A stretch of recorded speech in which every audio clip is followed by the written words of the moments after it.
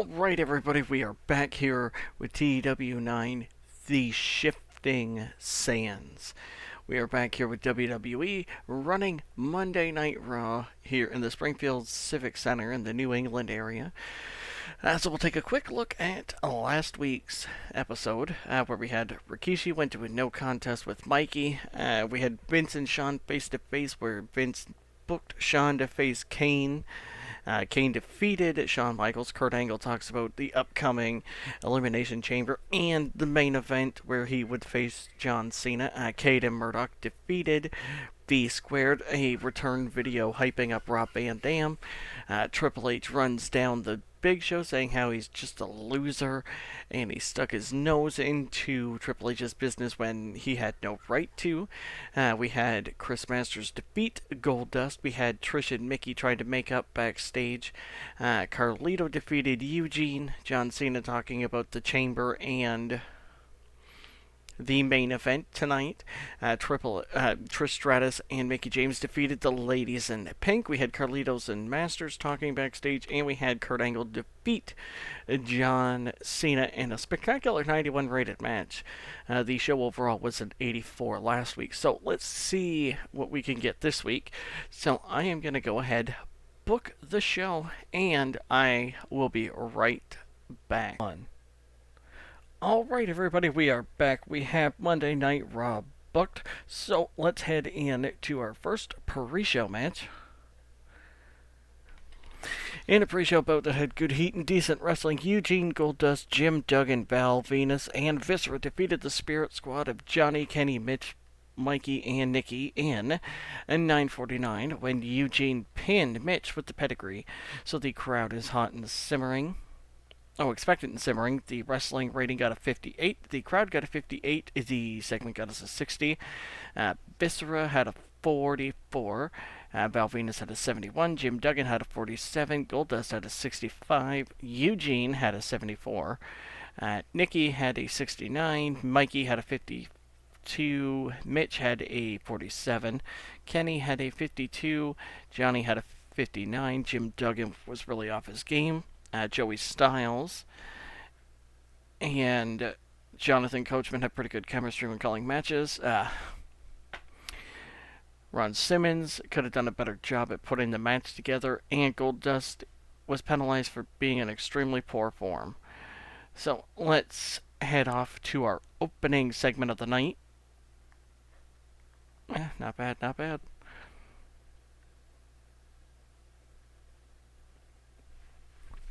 So we open Raw with the exploding throughout the pyro exploding throughout the arena. Then Metalingus hits, and everybody boos as Edge comes out to the ring with the WWE Championship over his shoulder and the empty briefcase in hand, with Lita following behind him. Edge steps into the ring, slowly soaking in the heel heat, with Lita handing him the microphone and the crowd chanting, "Cena, Cena, Cena." Last night at New Year's Revolution, history was made. For months, people doubted me. They said Edge would never make it to the top. They said I wasn't championship material. They said I couldn't beat anybody for the WWE Championship.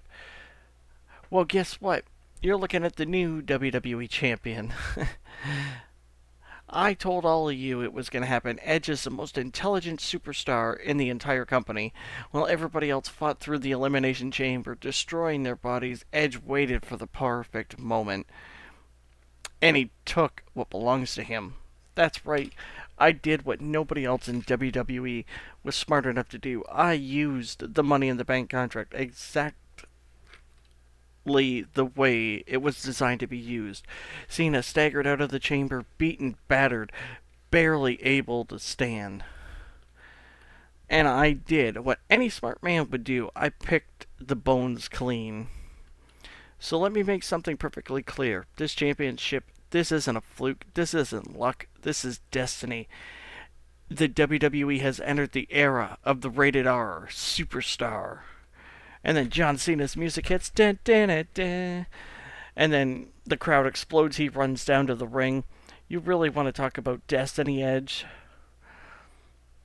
Yeah, you cashed in your contract. Yeah, you caught me after the chamber. Congratulations. But let's be real about one thing. You didn't beat the best John Cena. You beat a man who had already survived hell. So if you want to call yourself champion, fine, then prove it. He points over to the WrestleMania sign at the Royal Rumble. Me and you, one on one, for the WWE Championship. Edge immediately laughs. He goes, "No, absolutely not. See, John, that's your problem. You still think this company revolves around hustle, loyalty, and respect. No, this business revolves around being smarter than everybody else, and the last night proved I'm smarter than you. Why in the world would I willingly give you a rematch at the Royal Rumble? You had your moment. Your era is over. You scared, Edge? Scared of what? Or scared? No. Smart? Absolutely. You want another shot at this title? Then earn it." So the crowd heat is hot and rising. It got an 81, which is really weird because we got an 87 in the first part with Edge coming out and then Cena interrupting, got an 84. It advanced both the New Year's Revolution to Survive and then the Rated R for Road Rage. Edge was a real star. Cena clearly enjoyed having the freedom to go off script. Shane Douglas did a poor job. Oh, I didn't realize he was set as a road agent, so that kind of sucks and blows everything up for me. It says that the segment deserved better color commentary, which I'm pretty sure. Yeah, Jerry Lawler, so I don't understand why it's saying it needs better. Part 1, Edge benefited from being the flavor of the month, and the same as Part 2, the angle got the crowd hotter, and it got the show off to a strong start. So, let's hit our first match. In a bout that had fantastic heat and great wrestling, Ric Flair defeated Shelton Benjamin in 12-11 by submission with his figure 4 leg lock. Ric Flair makes defense number 2 of the WWE Intercontinental title. So the crowd is now white hot. The wrestling rating got a 71. The crowd got a 79. The segment got us an 81. Flair had a 71. Benjamin had a 70. It advanced the Rated R for Road Rage storyline. Joey Styles and Jonathan Coachman have pretty good chemistry. Flair was penalized due to the effects of going through personal issues, and the match got the crowd hotter. So let's head to the next segment. Ooh, that bombed. That was probably because the angle ID I used. So Ric Flair just beat Shelton Benjamin, got the sweat pouring down. The crowd's chanting, "Woo! Ric Flair, woo! Shelton Benjamin, you are one of the greatest athletes I have ever stepped into the ring with. And tonight, you pushed the Nature Boy to the limit. But make no mistake about it, Ric Flair didn't survive this business for over 30 years by backing down from a fight. I have bled in this ring. I have cried in this ring. I have given my life to this business."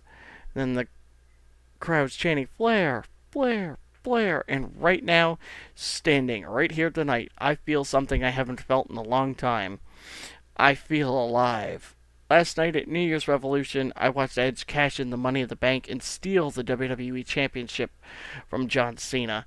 And everybody in that locker room is asking the same question. Who's next?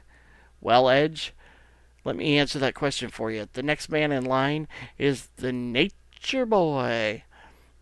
You walk around with that WWE Championship talking about opportunity, talking about destiny. Son, I was winning world championships before you even laced up a pair of boots. 16 times I have climbed to the top of this business, but I'm not done yet. I want one more ride, one more fight, and one more chance to prove that Ric Flair is still the greatest professional wrestler walking this planet.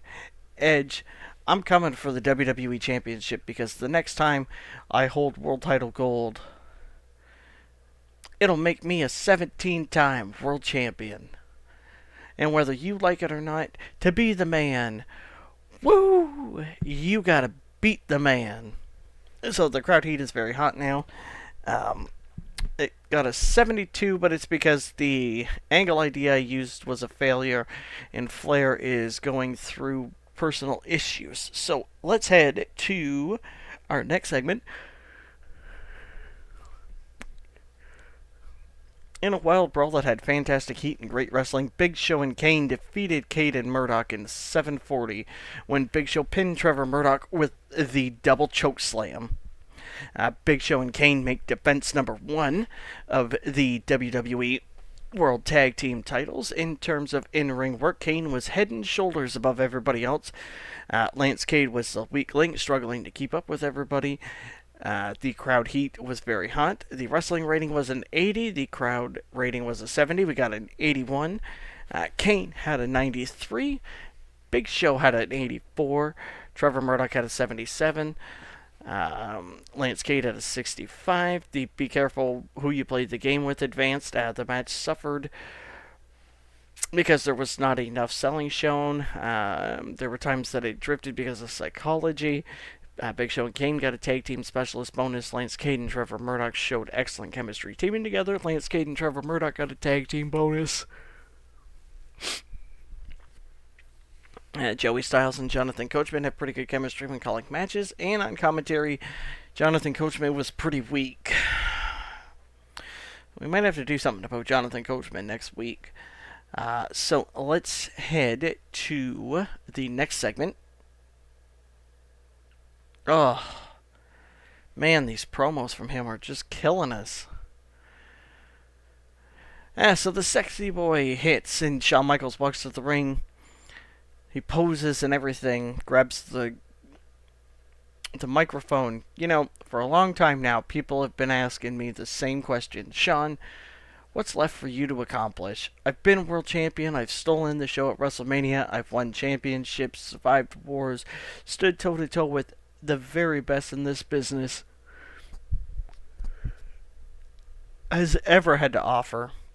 But there's one thing about Shawn Michaels that has never changed. I will never stop chasing greatness. The Royal Rumble is coming up. 30 men, one dream, one ticket to the main event of WrestleMania 22. And I'm telling every single superstar in the back right now, I am winning the Royal Rumble.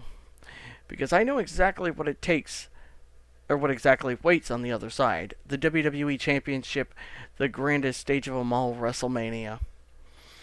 And if there's one thing I know better than anybody, it's WrestleMania moments.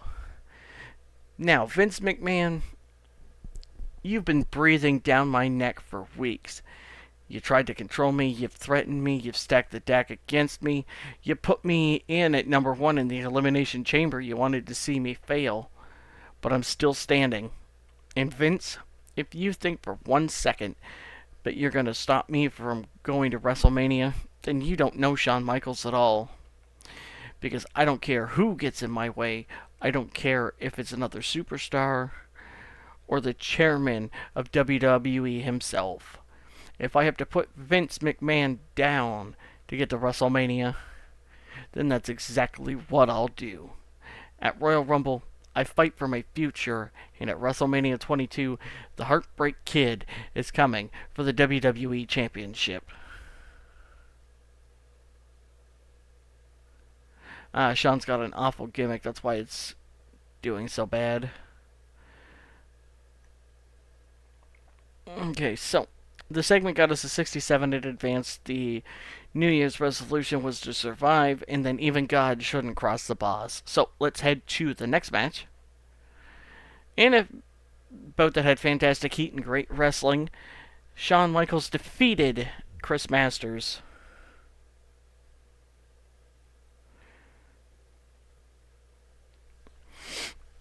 In 9:33 by pinfall with the sweet chin music.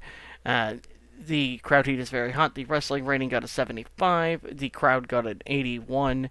The segment got a 74. Shawn Michaels had a 76. Chris Masters had a 74. It advanced both even God shouldn't cross the boss. And the New Year's resolution, Joey Styles and Jonathan Coachman have pretty good chemistry when calling matches. And Chris Masters benefited from having a hot new move, so that's good. So is it still just Sean holding back his awful gimmick? Yeah, we're going to have to change Sean's gimmick next week and see if that just bumps everything up, because I know he's pretty over. Oh, it's not going to do anything. Okay, so let's head to our next segment here. Oh, I got a 78.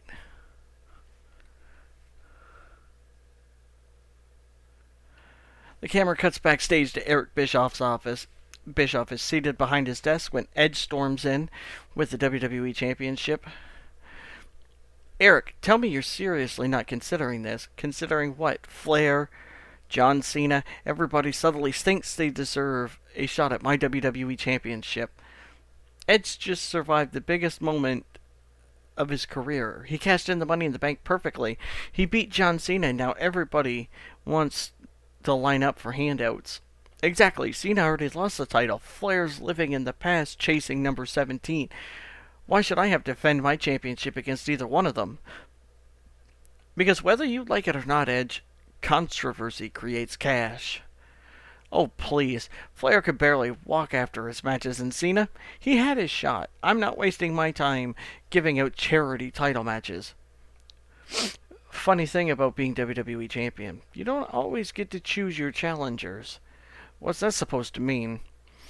It means that for the past few weeks, Ric Flair has proven something.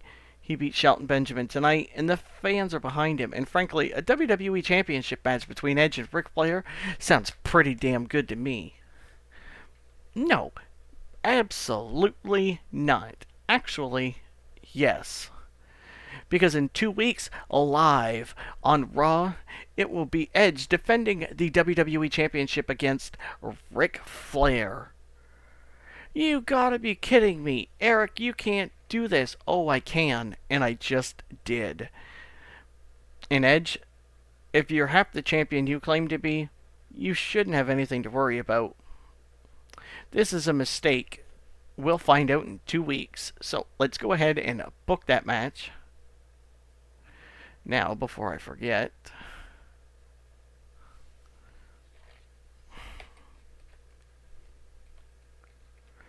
Ric Flair and Edge.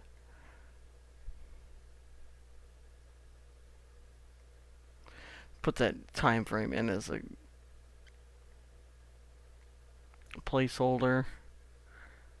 Yeah, over on Raw. We'll just pre-book it. It's okay. That's just a placeholder for now, Stephanie. Okay, so there's also a change to be made. Eric Bischoff is changing his gimmick. Eric Bischoff is now using the boss gimmick, and it got a very good rating. Losses do not damage popularity as much as usual. Well, he doesn't fight, so it doesn't matter. So that is one heck of a good change there. So maybe we'll see some much better. Yeah, Eric for a poor gimmick. Yeah, so this segment got us a 78. Let's head to our next match. Yeah. In a decent match, Ashley Mazzaro, Jackie Moore, and Trish Stratus defeated Daphne, Jazz, and Mickie James in 9:03 when Trish pinned Daphne with the chick kick. The crowd heat is very hot. The wrestling rating got a 51. The crowd got a 53. It got us a 63. Trish got a 61. Jackie got a 50. Ashley got a 44. Mickie got a 64. Jazz got a 48. Daphne got a 43. Jackie Moore debuted her Queen of Tennessee. It got an adequate. And Jazz debuted her badass realistic gimmick, and it got a very good. When does love become an unhealthy obsession? Advanced. Joey and Jonathan Coachman have pretty good chemistry. The commentary quality lifted it. So let's recap the gimmicks. Jackie's does nothing. And then Jazz's gives a small penalty to star quality during matches and angles. Well, that kind of sucks. Okay, so let's head to the next segment.